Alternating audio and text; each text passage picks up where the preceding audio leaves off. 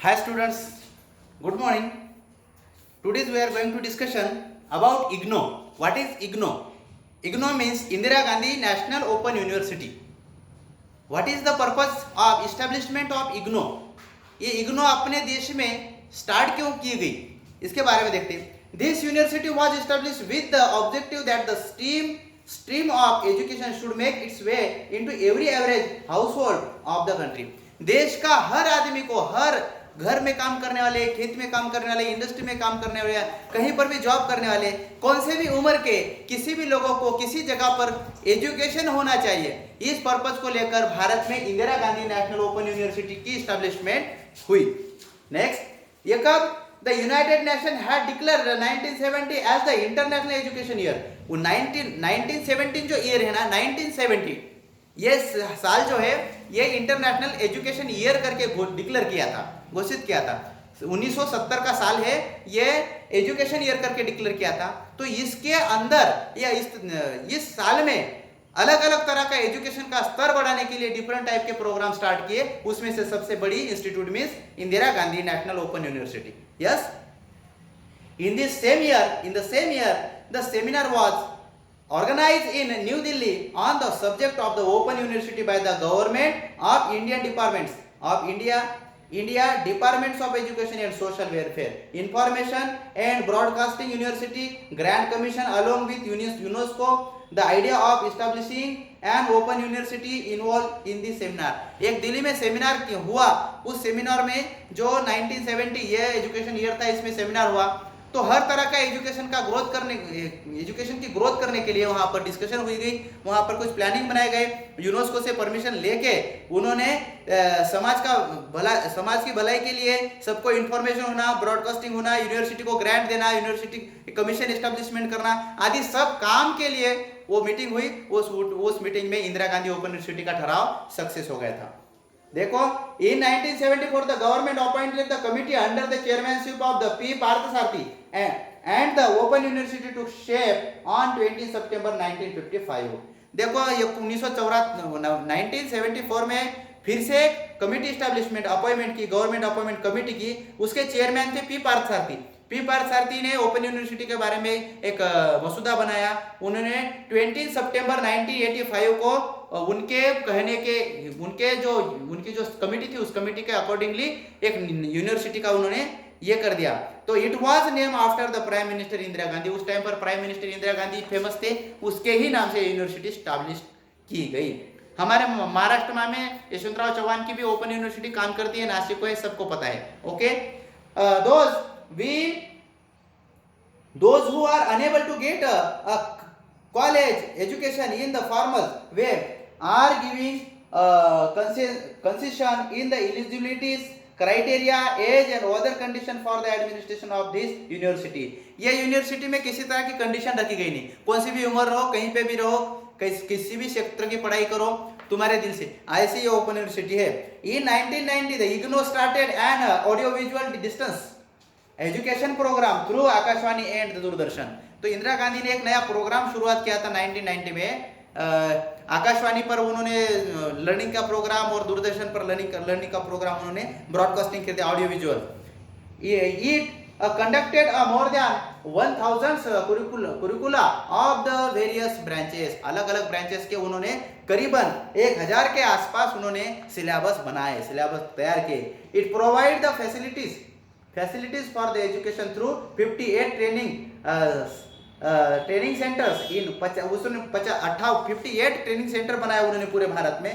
उसी के साथ for the education through 58 training centre in the country of and 41 centres in the foreign country. अपने देश के लिए 58 ट्रेनिंग सेंटर बनाए और फॉरेन के लिए उन्होंने 41 ट्रेनिंग सेंटर्स बनाए ट्रेनिंग के लिए. उसके बाद में अब इंपॉर्टेंट टॉपिक है, हमारा सबसे महत्वपूर्ण टॉपिक है, इसको बोलेंगे research institute in science. Science और टेक्नोलॉजी में भारत की प्रोग्रेस करने के लिए क्या क्या कोशिश की गई इसके बारे में हम सोचने वाले, लर्न करने वाले. In the past independence period in 1950 the council of the scientific and industrial research CSIR ये एस्टेब्लिशमेंट हुई 1950 में. ओके भारत में साइंस का आविष्कार होना चाहिए, विज्ञान का आविष्कार होना चाहिए, वैज्ञानिक रिसर्च होना चाहिए। इसके लिए रिसर्च पर स्टडी किया गया और 1950 में उसका काम शुरू हो गया। with the objective of the promote scientific research in the country and to take the benefit of the research to all the people। Bharat के हर नागरिकों का साइंस एंड रिसर्च का बेनिफिट होना चाहिए, इस पर्पस से इसका काम भारत में शुरुआत हो गया। Research began in field like physics, chemistry, pharmaceuticals, food processing and mining. यानी कि ये रिसर्च कौन से सेक्टर में हुआ, देखो ये रिसर्च हुआ फिजिक्स में फील्ड में हुआ, फिजिक्स के फील्ड में, केमिस्ट्री के फील्ड में, फार्मास्यूटिकल्स में, औषधि मेडिसिन में, फूड प्रोसेसिंग एंड माइनिंग यानी खानकाम, जो हम जमीन खोद कर डिफरेंट टाइप के मटेरियल्स वहां पर हम निकालते हैं, रिसर्च करते हैं, उसको माइनिंग बोलते हैं। In order that industry benefits from this research country where sign with the industrial institute. और इससे हमें बेनिफिट जो मिले, आगे चल के बड़े बड़े इंडस्ट्री बने, बस इंडस्ट्री को भी बेनिफिट बढ़ने लगा, उसको इंडस्ट्री के बेनिफिट होने के लिए क्या क्या करना चाहिए, इस पर भी रिसर्च किया गया। That help to reduce our imports and save foreign currency. और हमारे देश में इंडस्ट्री स्टार्ट होने की वजह से क्या होने वाला है, हमारा जो गुड्स है वो फॉरेन में जाएगा, फॉरेन करेंसी हमारे देश में आएगी, हमारे देश की इकोनॉमिकल लेवल ग्रोथ होगी। इस इशू का ध्यान में रखकर यह काम किया गया। The laboratories of the council also play an important part in bringing back to the country students who had gone abroad for the higher education। देखो बच्चों के हायर एजुकेशन के लिए स्टूडेंट के ये काम किया गया। दूसरी बात, अलग अलग तरह के लैबोरेटरीज, अलग अलग तरह के काउंसिल्स हमारे देश में बनाए गए और हर तरह से देश की रिसर्च इंस्टीट्यूट डेवलप की जाए, इसका लाभ सबको मिले, इस इश्यू को लेकर